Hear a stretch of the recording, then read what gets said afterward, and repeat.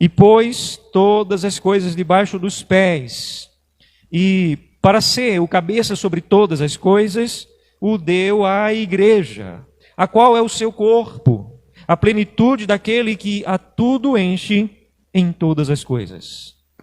Palavras de vida. Olha só, eu gostaria de começar perguntando a você quais são as suas expectativas. Você tem expectativa, você tem planos para 2021? Nós estamos só começando o ano, né?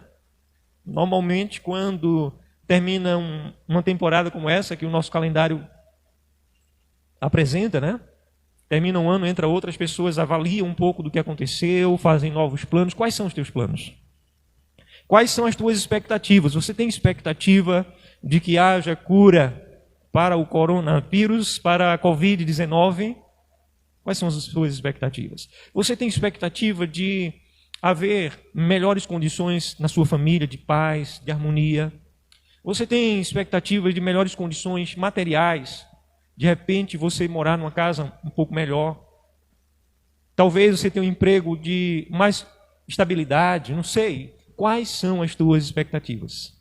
Mas se você tem me acompanhado até agora, eu quero aprofundar um pouco essas perguntas. Eu quero aprofundar o nível agora.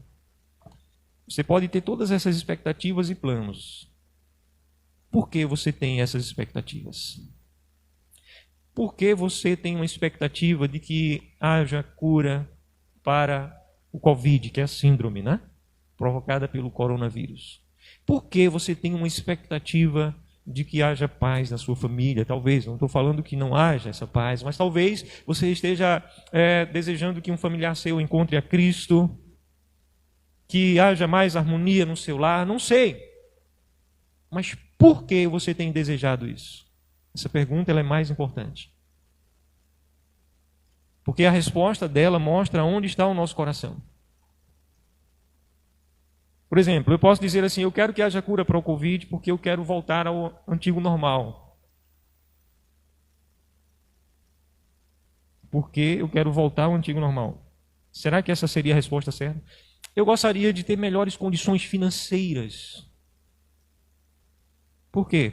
Porque eu preciso comprar uma casa melhor, eu preciso comprar uma roupa melhor, eu preciso pagar um estudo do meu filho melhor, eu preciso ter um melhor plano de saúde, eu preciso ter uma boa aposentadoria, eu preciso ter melhores condições financeiras. Essa resposta também ela é tão vazia. Sabe, para aqueles que estão em Cristo, aqueles que são a igreja, e eu suponho que todo mundo aqui já tenha um dia aceitado pela fé a mensagem do Evangelho de Cristo. E todo mundo aqui já tenha entregado a sua vida e se rendido aos pés dele, ao pé do Rei dos Reis. Rendido a sua vida a ele. Então você é a igreja, se você fez isso. E qual é a expectativa da igreja? A expectativa não é, gente, que nesse mundo ele seja transformado no paraíso. A nossa expectativa não está em que haja cura para essa ou aquela doença necessariamente, se a motivação for egoísta, for curta, ou seja, se limitar aos nossos dias nessa terra. Porque os nossos objetivos, eles precisam todos estarem alinhados. A nossa expectativa precisa todas elas estar alinhada com a cruz de Cristo, com a glória do Rei da Glória. Será que Cristo tem sido suficiente para você? Será que Ele te basta? Ou será que você tem sofrido como qualquer incrédulo, como qualquer ímpio sofreria ou tem sofrido? Porque as tuas expectativas, a tua esperança, as tuas buscas se igualam às buscas, às expectativas, à esperança de todo e qualquer homem sobre a terra. Mas a tua expectativa não está nele. Ele não tem bastado para você. Ele não é suficiente para você. Eu quero convidar a igreja de Cristo aqui presente e a todos que estão me ouvindo e me acompanhando até agora, também pela internet, para mergulhar um pouco na palavra. Não dá para a gente pregar sobre a Escritura toda numa noite, não é? Mas nós entendermos um pouco mais sobre a suficiência do Rei ungido. A suficiência de Cristo. A palavra Cristo é uma palavra grega para Machia, a palavra hebraica. E tanto Cristo como Machia significa Rei soberano ungido. O rei ungido. A suficiência do rei ungido. Agora eu quero convidar você a mais uma vez olhar para o texto que nós lemos a princípio. Veja só, aqui a palavra inspirada, a palavra apostólica, é o Espírito Santo quem está ministrando à igreja esse ensino tremendo. E nesse ensino aqui, quando o apóstolo Paulo escreveu à igreja em Éfeso, o Espírito Santo estava escrevendo para você, agora, nessa hora. Não despreze. Se hoje ouvirdes a minha voz, não endureçais o vosso coração. Então a palavra diz, e pôs todas as coisas debaixo dos pés, e para ser o cabeça sobre todas as coisas, o deu à igreja, a qual é o seu corpo, a plenitude daquele que a tudo enche em todas as coisas. Cristo a tudo enche em todas as coisas. É uma palavra grega, pleroma. Ele é suficiente. Ele nos basta. Nele estão todas as nossas expectativas. Nele está a nossa esperança. Nele está a nossa provisão. Ele é a razão da nossa existência. Quando você encontra Cristo, ele contou, é como alguém que encontra um tesouro escondido no campo e vai e se desfaz de tudo que tem para adquirir aquele campo, porque nada mais importa. Assim é quando você encontra Cristo. Ele é suficiente. E quando você entende a suficiência que há Cristo, a suficiência do Rei dos Reis, você recebe cura para a tua alma. Você recebe refrigério. Mateus 11, versículo 22, vinde a mim, todos vós, que estáis cansados e sobrecarregados, e eu vos aliviarei. Tomai sobre vós o meu jugo, e aprendei de mim, porque eu sou manso e humilde de coração, e achareis descanso para a vossa alma. Porque o meu fardo é suave, meu jugo é suave, e o meu fardo é leve. Jugo é aquela peça que se colocava antigamente em animais de carga, também chamada nordestinamente de canga. Aquela peça de madeira que parece um V invertido. E através dela, o boiadeiro vai tocando o carro de boi, o que está dirigindo a carruagem toca também. Jugo. Mas Cristo está dizendo que o jugo dele é suave. Não é um jugo pesado. Mas ele tem uma direção. Aprendei de mim, porque o meu jugo é suave. E quando você entende que Cristo é suficiente, que ele a tudo enche em todas as coisas, que há nele plenitude para a tua vida, que nele está estabelecido a cura para a tua vida, que nele você não precisa de misericórdia, você já tem pela obra dele, pela aliança da cruz, você já tem toda a misericórdia. Você está banhado no perdão do Pai, banhada se você está ligado a Cristo e confia na obra dele. Eu quero convidar a igreja a avançar algumas páginas da Escritura e abrir sua Bíblia lá em Hebreus. E em Hebreus capítulo 8, versículo 8, diz, de fato, repreendendo-os, diz, eis aí vem dias, diz o soberano rei, e firmarei uma nova aliança com a casa de Israel e com a casa de Judá. Não segundo a aliança que eu fiz com seus pais, um dia que o tomei pela mão para os conduzir até fora da terra do Egito, pois eles não continuaram na minha aliança. E eu não atentei para eles, diz o Altíssimo. Porque essa é a aliança que firmarei com a casa de Israel depois daqueles dias, diz o Altíssimo. Na sua mente imprimirei as minhas leis. Também sobre o seu coração as inscreverei. Eu serei o seu Altíssimo e eles serão meu povo. E não ensinará jamais cada um ao seu próximo, dizendo, nem cada um ao seu irmão, dizendo, conhece ao soberano rei, ao Altíssimo, porque todos me conhecerão, desde o menor deles até ao maior. Veja que coisa tremenda. Essa nova aliança está inscrita no teu coração e na tua mente, é o Espírito. Não quer dizer que você tem uma memória perfeita, mas quer dizer que aquilo que é essencial da lei, o que é necessário da lei, está dentro de você, para te conduzir à intimidade. Em outras palavras, o apóstolo Paulo vai dizer que habita em nós o espírito de adoção, pelo qual nós clamamos, Abba, Pai. Aleluia. Dentro de nós existe um clamor. Nós clamamos pela comunhão, pela intimidade. Esse crescimento, ele é libertador, igreja. Ele nos liberta das cargas emocionais do presente século, da opressão que há no mundo, das expectativas que há no mundo. e nos liberta de um espírito de religiosidade, mesmo no meio evangelical. Tem muita gente boa dentro de igrejas que se proclamam evangélicas ou não, não importa. Igrejas que se dizem de Cristo, que são pessoas extremamente religiosas. Elas usam roupas porque são roupas da religião. Elas não sabem explicar nem direito por quê. Elas falam mal de outras religiões que usam roupas diferentes por causa das roupas. Mas elas mesmas estabelecem determinadas roupas e não necessariamente tem a ver com a questão do erotismo e da sexualidade, mas muitas vezes tem a ver só com usos e costumes, com obrigações e doutrinas e fardos dos homens. Eu tenho participado de alguns grupos de pastores e tem algumas orações que eu percebo que são muito religiosas. Essa semana um dos pastores ele estava internado na UTI e saiu da UTI. São pastores do Brasil e do mundo.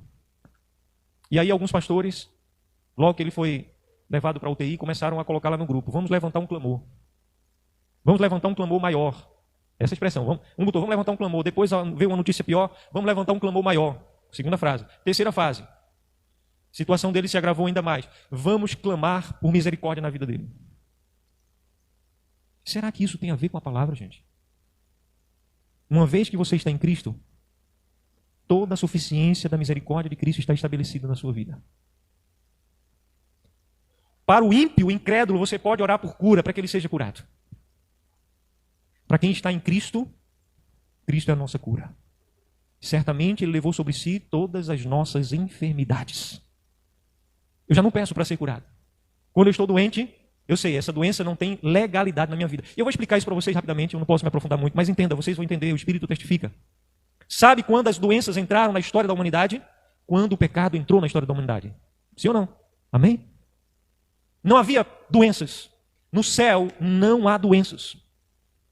O nosso Pai tem 1001 maneiras de te ensinar, de te disciplinar. E eu vou falar sobre um pouco de disciplina daqui a pouquinho.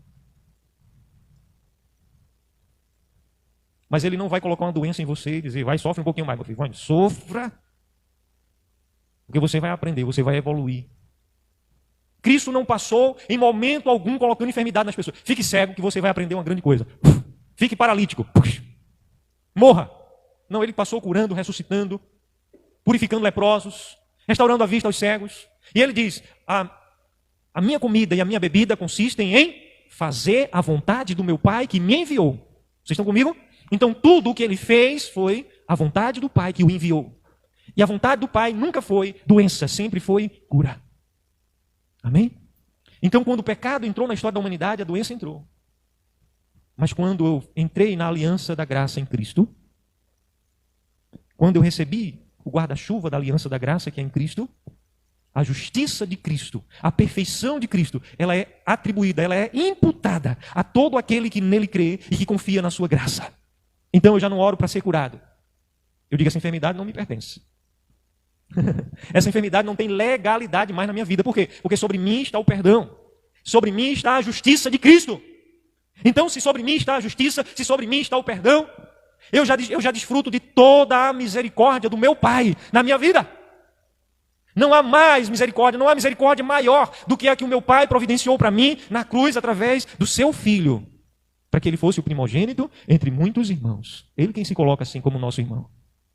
E Alcha é o nosso irmão mais velho. Ele disse: mano, você não pode pagar o que somente eu posso pagar. Você não aguenta sofrer nem uma parte ínfima do que eu sofri, do que eu vou sofrer. E aí ele se prontificou, ele veio, foi perfeito, não teve pecado algum, morreu naquela cruz e de graça, mas não foi de graça, houve um alto preço. Não foi com ouro nem prata, nem com pedras preciosas, mas foi com o seu preciosíssimo sangue, que nós fomos comprados, que nós fomos resgatados da escravidão. Nós éramos escravos, vendidos pelo pecado, no império das trevas, cujo diabo é o príncipe desse século. Amém? Tudo isso está na palavra, o Espírito testifica com vocês.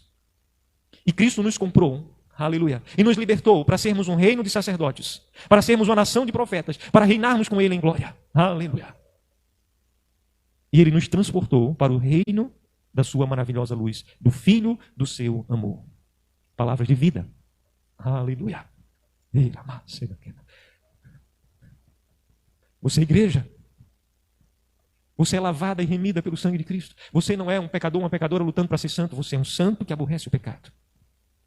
A justiça de Cristo está sobre você. Por isso você pode ir ao Pai. Você não vai ao Pai em teu nome. Eu não chego diante do Pai e digo, Pai, aqui está Marcos Cefas, o cara. Não, eu chego diante do Pai e digo, Pai, eu venho aqui em o nome daquele que mandou eu vir no nome dele. Aleluia. Eu me apresento não em meu nome. Você está entendendo?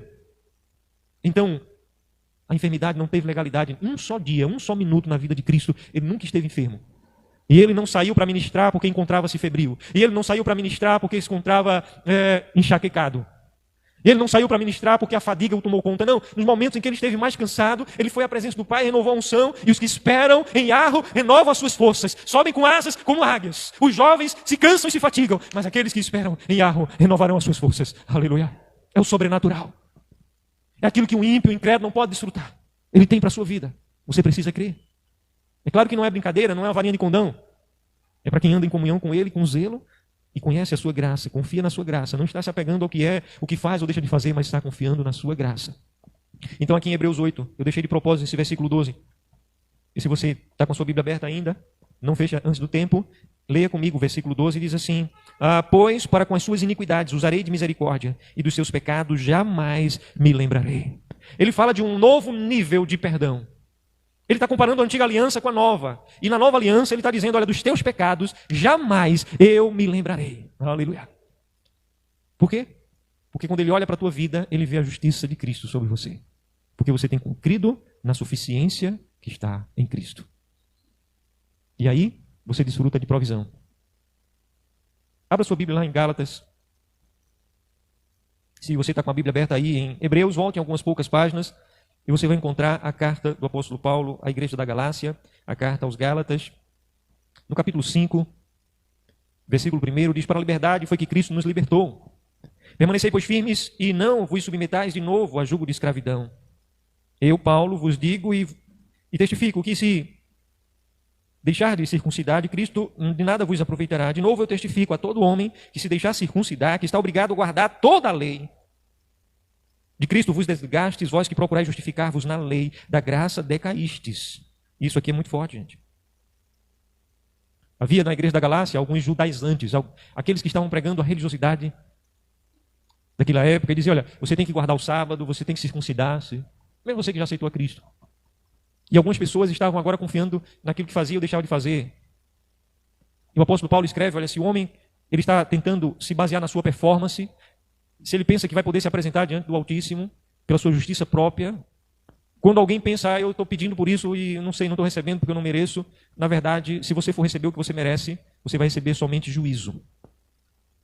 Mas se você estiver confiando e a tua fé estiver voltada, centrada em Cristo, não é os teus méritos, é os méritos de Cristo, você vai ao Pai em nome de Cristo e você não se desliga da graça. Graça é outra palavra para favor.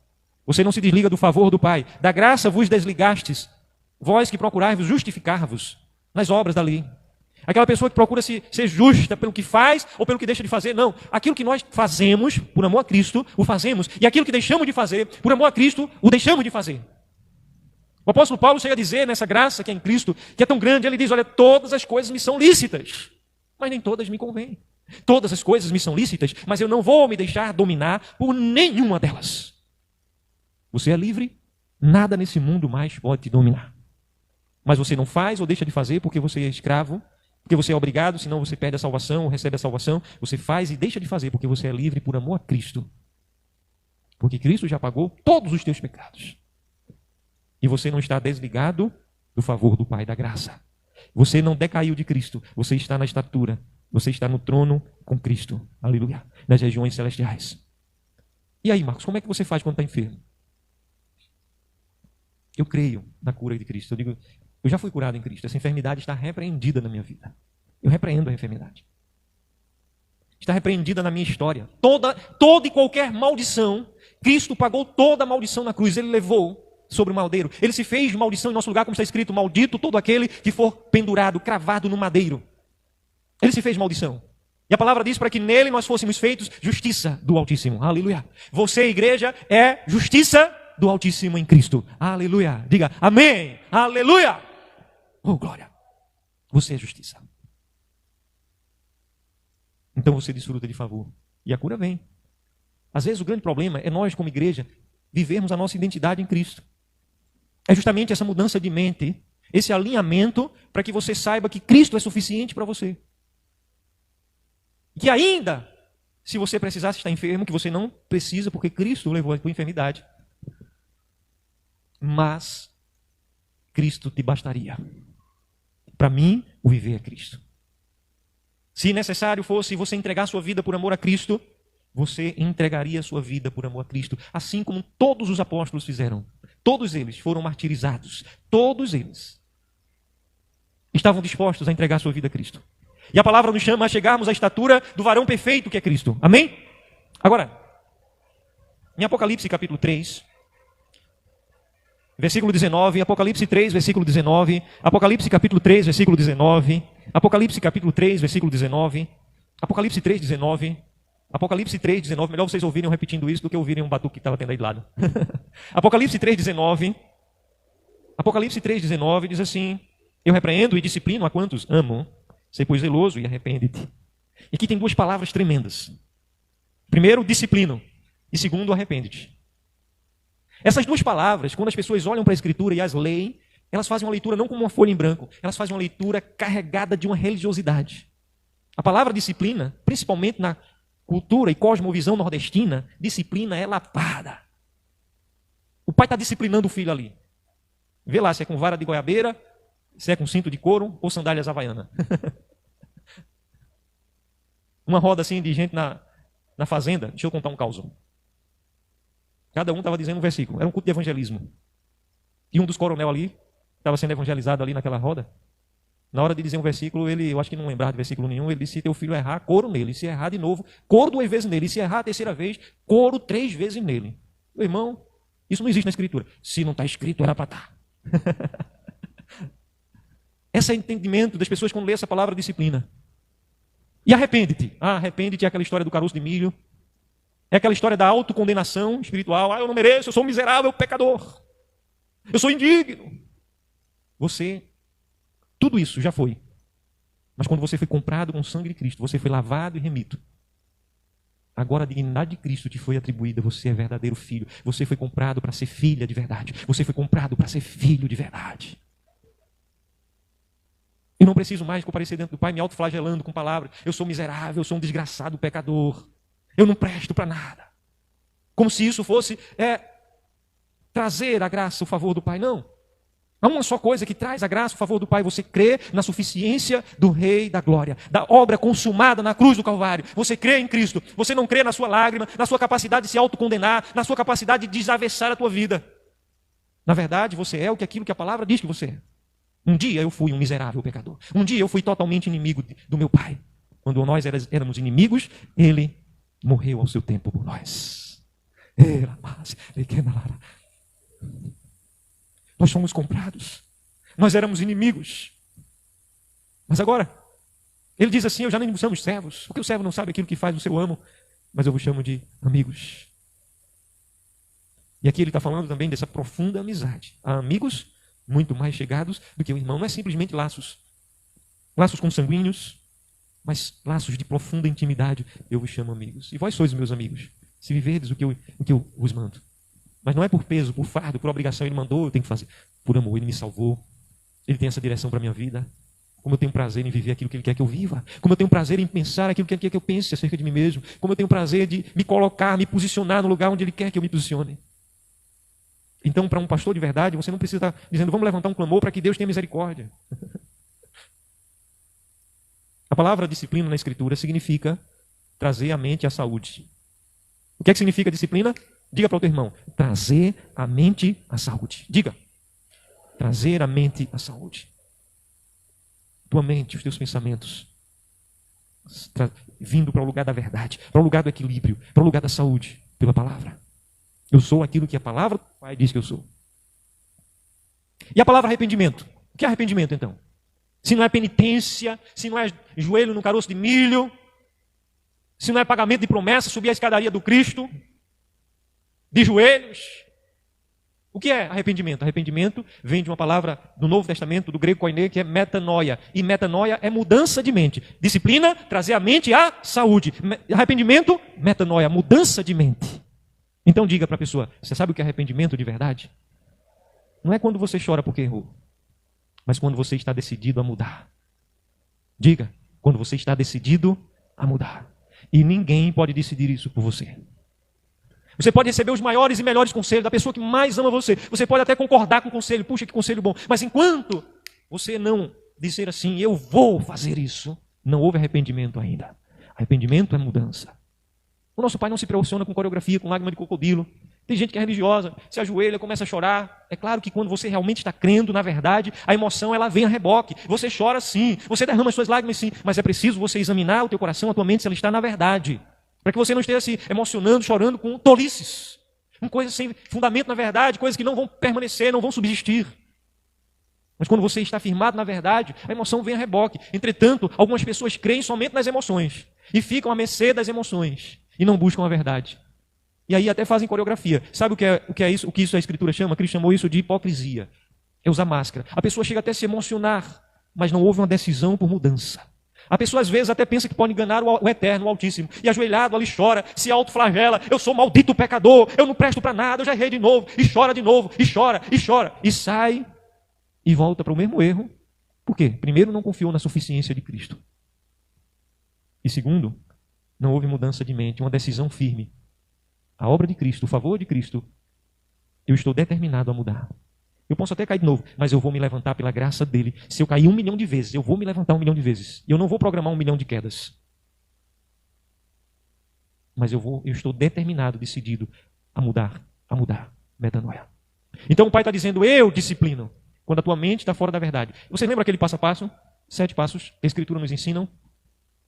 Se eu quiser mudar minha mente, o que é que eu tenho que mudar? Mudar a mente é mudar os pensamentos, concordam?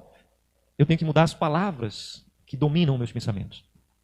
A matéria-prima dos pensamentos são as palavras. Então, se você só assiste noticiário da Covid, se você só está vendo a geopolítica do mundo, e o mundo está indo de mal a pior, misericórdia. Daqui a pouco você está uma pessoa desesperançada, ansiosa, inquieta, alarmada. E a Covid em Limoeiro está crescendo assustadoramente. As pessoas têm prazer em divulgar notícia ruim, né?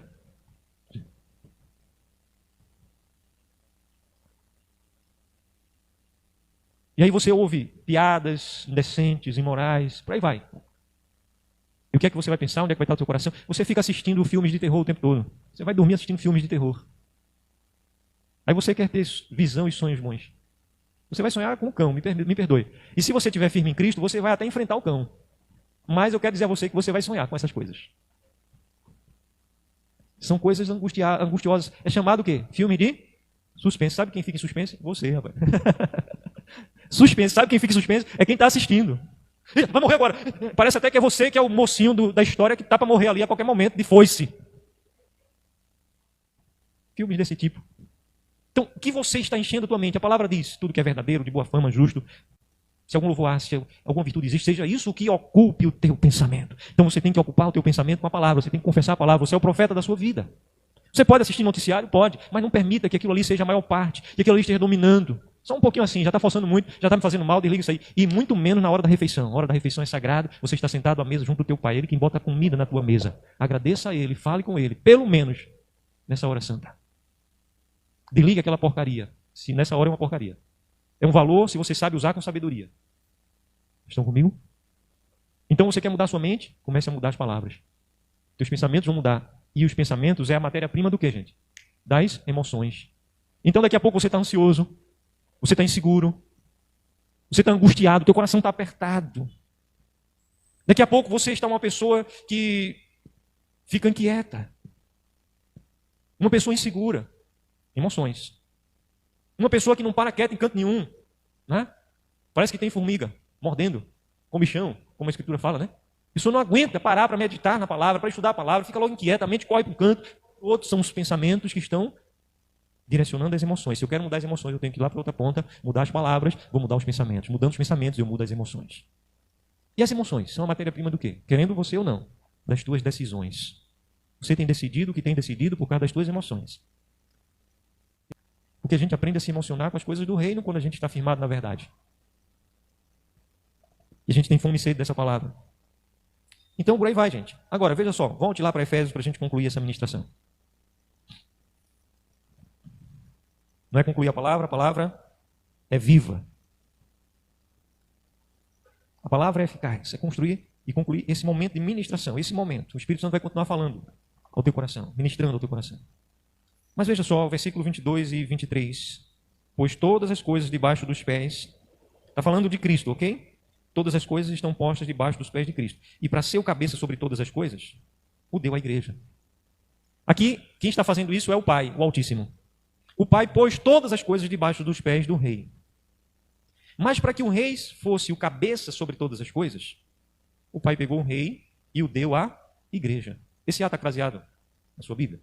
O Pai o deu, é um pronome, né? O deu-no à igreja, para a igreja. O acraseado é a junção de uma preposição e um artigo. Cristo foi dado para a igreja. Quando você junta a preposição para com o artigo a, dá o acrase, a igreja. E o deu à igreja. Cristo foi dado para a igreja. Qual foi o propósito de Cristo ter sido dado à igreja? Para que Cristo fosse o cabeça sobre todas as coisas. Será que a igreja tem valor? Será que a igreja tem valor? A igreja não é ministério, não é placa denominacional, não é um gueto, um clubinho religioso, não é uma associação religiosa sem fins lucrativos, né, filantrópica. Não, a igreja é o corpo vivo do qual Cristo é a cabeça. A igreja está aqui. E a igreja está em muitas outras localidades, mas não é um rol das denominações. Porque tem pessoas no rol que não são igreja. A igreja vive igreja. É impossível ser parte do corpo e não viver como parte desse corpo. Para ser o cabeça de todas as coisas, o deu à igreja. Agora o que é a igreja? Versículo 23. Leiam comigo em voz alta. Quem puder, tiver a mesma edição que a minha, por favor, leia, solte a voz. Quem não tiver a mesma edição, leia numa altura confortável, que você consiga ouvir sua própria voz. Vamos juntos, versículo 23. A qual é o seu corpo, a plenitude daquele que a tudo enche em todas as coisas. Ele, o rei, é suficiente. Ele a tudo enche. Mas a igreja é a plenitude dele, a plenitude daquele que a tudo enche. A igreja é a plenitude daquele que a tudo enche. A igreja é a plenitude daquele. Você é igreja? Você consegue entender mais o seu valor, a sua importância e a sua autoridade em Cristo? Você faz parte da plenitude dele. E ele a tudo enche. E que para que ele fosse o cabeça sobre tudo, o Pai pegou ele e o deu à igreja. Que coisa tremenda, gente. Oh, aleluia. Aleluia.